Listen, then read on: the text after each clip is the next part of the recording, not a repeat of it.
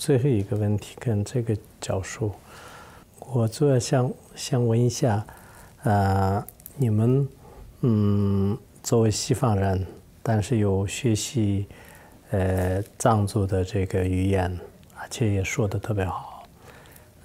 我们现在不管是在国外的很多藏族，有些他们也不太会藏语和藏文，就一代一代的，就是最后都只说英语，就是不会说的。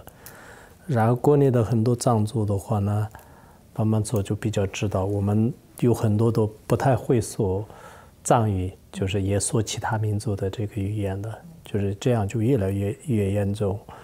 那么我们个人呢，就是心里比较着急，就看，因为如果再这样长期下去，一代一代的，可能虽然你们很多的西方人都是很注重，就是我们藏地的这个文化，这觉得是很有意义的，就是大家都在研究，有些人是花一辈子的时间就开始研究，可是我们自己呢，就很多都就不争气，就是看，作为你一个西方人来讲，就是你觉得是这是一个时代的这个趋势吗？还是有一些办法吗？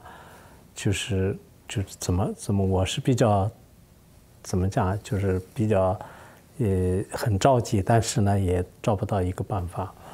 你觉得这个怎么看待呢？ Well,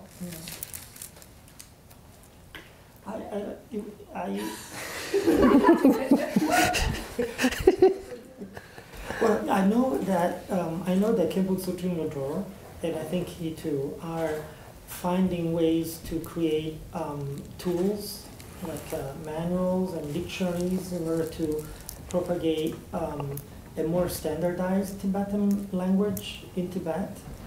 And I know that in Tibet, Kemputsu Trimodro has created a kind of a study group with monastics, very highly educated monastics, and also scholars, Tibetan scholars, in order to find new ways to publish material that can help them continuing the development of the language. I think one challenge, as he probably knows very well, is that in China, it's important to study Chinese, and so that also creates sometimes, distractions to develop their own language and also develop the language as a tool to advance professionally, intellectually, because Chinese is so important. I think many Tibetans dedicate a lot of time to study the language that will give them a job or more opportunities. And so I think these two problems can create some hindrance, right? Some obstacles.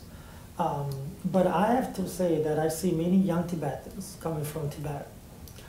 There are more and more, and they're very serious. Their language skills are very high because they're technically bilingual, fluent in Chinese and Tibetan, and also in English. And I think there's a hope that this younger generation will go back, hopefully, to Tibet and will help disseminate new methods and new ways to develop language studies, to maintain language studies, and to bring in fresh ideas in order to discuss intellectual, technical, disciplines with a newly enriched Tibetan language.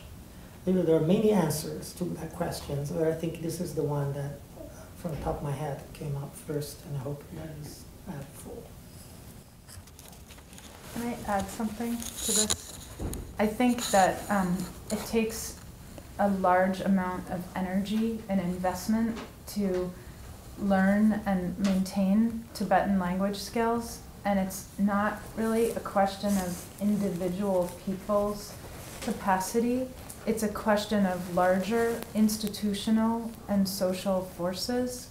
For example, here, our students receive funding in order to be able to focus full-time on learning, and without that, they would be working and wouldn't be able to go to classes and study so hard. And I myself have applied to many different foundations and public-private foundations and grants in order to receive funding to study, and I know that's true for everyone in academia.